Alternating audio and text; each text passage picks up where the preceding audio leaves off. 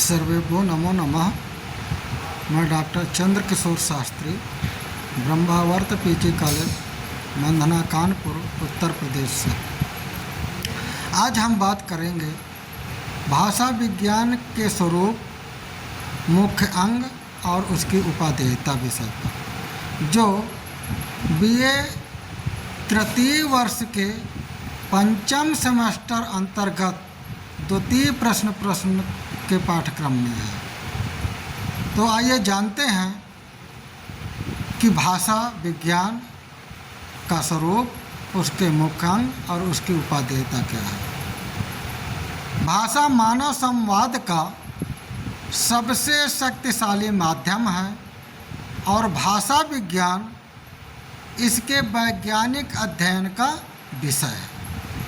यह प्रस्तुति भाषा विज्ञान के विविध पहलुओं, इसके महत्वपूर्ण अंगों और समाज में इसकी उपयोगिता का विश्लेषण करती है।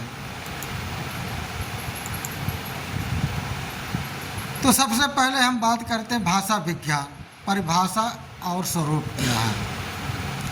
तो भाषा विज्ञान भाषा का वैज्ञानिक और व्यवस्थित अध्ययन है, जो भाषा की संरचना, विकास और प्रयोग का विश्लेषण करता है। यह मानव संवाद के मूल तत्वों की खोज करता है। देखिए, भाषा के चार मुख्य तत्व बतलाए गए हैं। सबसे पहले है ध्वनि, अर्थात आवाज़ों का उत्पादन। दूसरा है शब्द या पद, अर्थात अर्थपूर्ण इकाइयाँ। तीसरा है वाक्य, अर्थात पदों का क्रमबद्ध संयोजन।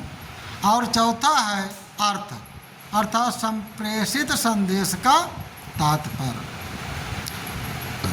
तो इस प्रकार ध्वनि से अर्थ तक का क्रम भाषा के निर्माण का आधार है, जिसमें प्रत्येक स्तर पर भाषाई नियम कार्य करते हैं।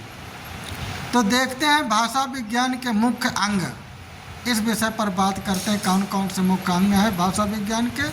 तो सबसे पहले है ध्वनि विज्ञान, फोनोलॉजी जिसे कहा जाता है। इसके अंतर्गत ध्वनियों के उत्पादन, संवहन और ग्रहण का अध्ययन किया जाता है। यह अध्ययन करता है कि कैसे मानव वाक्य यंत्र विभिन्न ध्वनियों का निर्माण करता है और वे कैसे संगठित होते हैं। दूसरा है पद विज्ञान, मॉर्फोलॉजी। इसके अंतर्गत शब्दों के स्वरूप, निर्माण और प्रयोग का अध्ययन किया जाता है। यह समझाता है कि शब्द कैसे बनते हैं, उनके विभिन्न रूप क्या हैं और कैसे एक दूसरे से जुड़ते हैं, वे कैसे एक दूसरे से जुड़ते हैं। तीसरा है वाक्य विज्ञान, सिंटैक्स। इसके अंतर्गत पदों के आपसी संबंधों और वाक्य निर्माण के नियमों का अध्ययन किया जाता है। यह बताता है कि वाक्य की संरचना कैसे होती है और शब्द वाक्य में किस क्रम में आते हैं। चौथा है अर्थ विज्ञान, सिमेंटिक्स। इसके अंतर्गत शब्दों और वाक्यों के अर्थ का अध्ययन किया जाता है। यह पता लगाता है कि शब्द और वाक्य अपने अर्थ कैसे प्राप्त करते हैं और उनके अर्थ में परिवर्तन कैसे होते हैं। अब बात करते हैं भाषा की विशेषताएं क्या हैं। इस विषय पर बात करते हैं।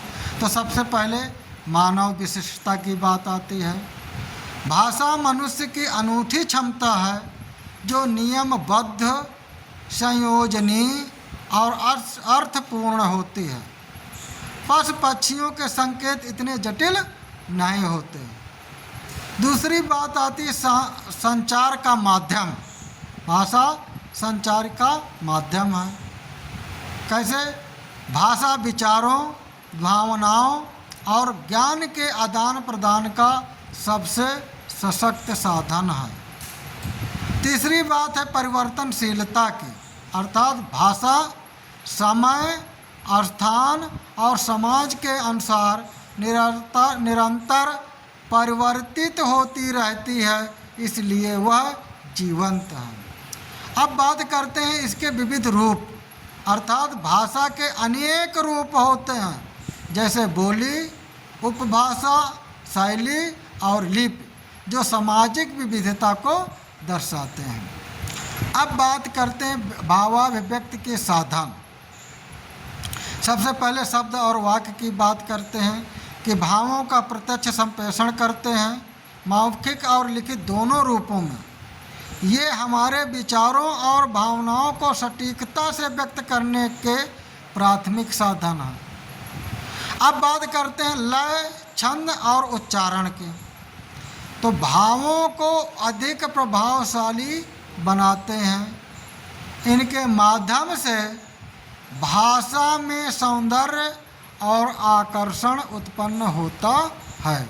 इसलिए विशेषकर ये काव्य में, विशेषकर जो भाषा में सौंदर्य और आकर्षण उत्पन्न करना का काम है, वो विशेषकर काव्य में होता है। संकेत और हाव भाव की बात करते हैं तो देखिए, अप्रत्यक्ष अभिव्यक्ति के रूप में कार्य करते हैं। कभी कभी ये शब्दों से भी अधिक शक्तिशाली होते हैं और सांस्कृतिक संदर्भों से जुड़े होते हैं। अब बात करते हैं भाषा के रूपों पर। तो भाषा के अनेक रूप होते हैं, जैसे कि क्षेत्रीय बोलियां और उपभाषाएं। हिंदी की ब्रज भाषा, अवधी भाषा, भोजपुरी जैसी बोलियां क्षेत्रीय विविधता दर्शाती हैं और सांस्कृतिक विरासत का हिस्सा हैं। औपचारिक और अनौपचारिक भाषा की बात करें तो विभिन्न सामाजिक परिस्थितियों में भाषा के प्रयोग के भिन्न भिन्न रूप, जैसे साहित्यिक भाषा और दैनिक वार्तालाप की भाषा आदि होते हैं। लिखित और मौखिक भाषा की बात करें तो लिपि आधारित और ध्वनि आधारित रूप जो अपने प्रयोग और शैली में भिन्न होते हैं। सांकेतिक भाषा की बात करें तो मूक और श्रवण बाधितों के लिए विशेष भाषाई रूप सांकेतिक भाषा, जो हाथों के इशारों और शारीरिक संकेतों पर आधारित होते हैं। वो सुन नहीं सकते, मूक हैं, श्रवण बाधित हैं, बोल नहीं सकते, सुन नहीं सकते, तो उनको संकेतों से ज्ञान कराया जाता है भाषा को। वो जान जाते हैं हाथों के संकेत से और शारीरिक हाव भाव से संकेतों को पहचानते हैं। अब भाषा विज्ञान की उपादेयता के संबंध में यदि बात करें कि भाषा विज्ञान की उपादेयता क्या है, तो सबसे पहले बात करेंगे अनुवाद कार्य की। अब देखिए अनुवाद कार्य कैसे, जैसे भाषा विज्ञान के ज्ञान से अनुवादक दो भाषाओं के बीच सटीक और प्रभावी अनुवाद कर पाते हैं। अनुवाद करने के लिए कम से कम दो भाषाओं का ज्ञान होना चाहिए, तो अर्थ के सूक्ष्म अंतरों को समझने में मदद मिलती है। अब भाषा शिक्षण की बात करें तो मातृभाषा और विदेशी भाषाओं के शिक्षण में भाषा विज्ञान के सिद्धांत महत्वपूर्ण भूमिका निभाते हैं। ध्वनि, व्याकरण और शब्दावली सिखाने के लिए वैज्ञानिक तरीके विकसित करने में सहायक होते हैं। सामाजिक और सांस्कृतिक अध्ययन के बात करें तो विभिन्न समाजों और संस्कृतियों के अध्ययन में भाषा विज्ञान महत्वपूर्ण अंतर्दृष्टि प्रदान करता है। भाषा और समाज के बीच के संबंधों को समझाने में मदद करता है। कंप्यूटर भाषा विज्ञान कंप्यूटर के लिए उपयुक्त भाषा माना जाता, तो देखिए इस विषय में बात करें तो कहते हैं कृत्रिम बुद्धिमत्ता, एआई की बात आती है आजकल, मशीन और अनुवाद, स्पीच रिकॉग्निशन और नेचुरल लैंग्वेज प्रोसेसिंग में भाषा विज्ञान के सिद्धांत अत्यंत महत्वपूर्ण हैं। अब भाषा विज्ञान का ऐतिहासिक विकास कैसे हुआ इस विषय में जानते हैं। तो प्राचीन काल की बात करें तो पाणिनि का अष्टाध्यायी जो 6वीं शताब्दी ईसा पूर्व का है, संस्कृत व्याकरण का सबसे प्राचीन और वैज्ञानिक ग्रंथ माना जाता है। यह वर्णनात्मक भाषा विज्ञान का पहला महत्वपूर्ण उदाहरण है। आधुनिक काल की शुरुआत कैसे हुए तो सर विलियम जोन्स 1786 में ने संस्कृत, ग्रीक और लैटिन के बीच तुलनात्मक अध्ययन करके आधुनिक भाषा विज्ञान की नींव रखी। उन्होंने भाषाओं के बीच वैज्ञानिक संबंध स्थापित किए। 20वीं शताब्दी की बात जहाँ तक करें तो फर्डिनेंड द सास्यूर ने संरचनात्मक भाषा विज्ञान की स्थापना की। नोम चामस्की ने रूपांतरण जनक व्याकरण का सिद्धांत प्रस्तुत किया जो भाषा के मनोवैज्ञानिक पहलुओं पर केंद्रित है।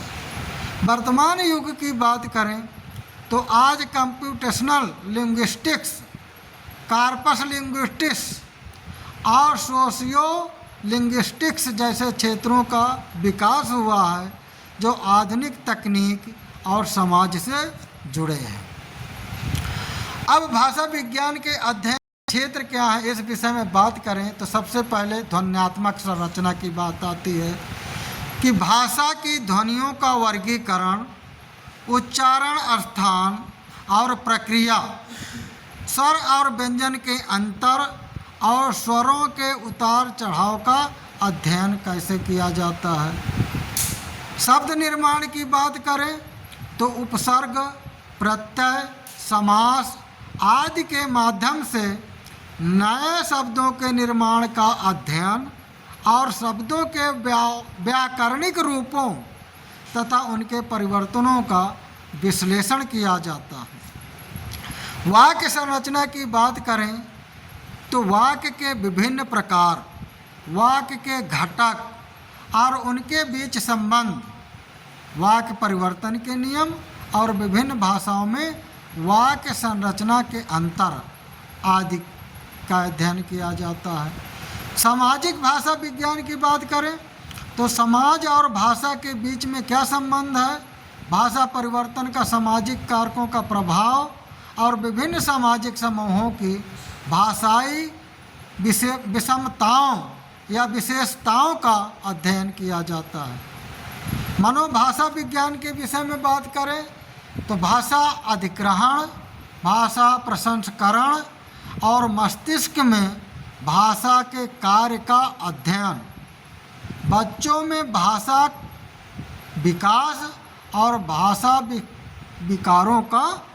विकारों पर शोध किया जाता है। अब निष्कर्ष की बात करें तो भाषा विज्ञान का महत्व और भविष्य क्या है। सबसे पहले भाषा विज्ञान की महत्ता की बात करते हैं कि मानव संवाद और संस्कृति को समझने की यह कुंजी है। भाषा विज्ञान मानव संवाद और संस्कृति को समझने की कुंजी है। दूसरा, भाषाई विविधता का संरक्षण और अध्ययन किया जाता है। तीसरा, शिक्षा और संचार में सुधार का आधार है। और भविष्य की संभावनाओं की बात करें तो कह सकते हैं कि कृत्रिम बुद्धिमत्ता में भाषा प्रसंस्करण का विकास हुआ है, लुप्तप्राय भाषाओं का डिजिटल संरक्षण हुआ है, अंतर सांस्कृतिक संवाद को बढ़ावा और भाषा विकारों के उपचार में प्रकट होगी। आइए भाषा विज्ञान के इस अद्भुत संसार को और गहराई से जानें। भाषा विज्ञान के इस प्रस्तुतिकरण को देखने के लिए आपका हार्दिक आभार। हमें उम्मीद है कि आपको यह जानकारीपूर्ण लगा होगा और आपके ज्ञान में वृद्धि होगी आपके समय और ध्यान के लिए साधुवाद, धन्यवाद।